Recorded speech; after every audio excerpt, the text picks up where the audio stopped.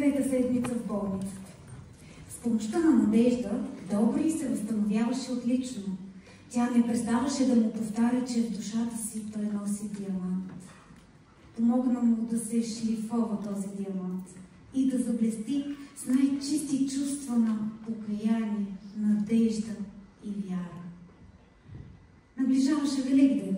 Беше денят на Велика събота. Докторите знаеха, че е вярващ и искаха да го зарадват. Казаха му, че на другия ден, навръх Великден, ще го изпишат. Добри беше щастлив. Ходеше свободно из стаята и благодареше за всеки един миг, прекаран в болницата. Настъпи нощта. Това беше нощта на Великден. Надежда беше на църква, на него.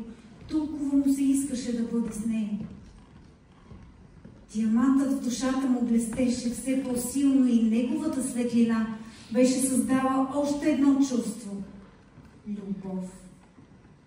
Той отвори прозореца на болничната стая и погледна към небето.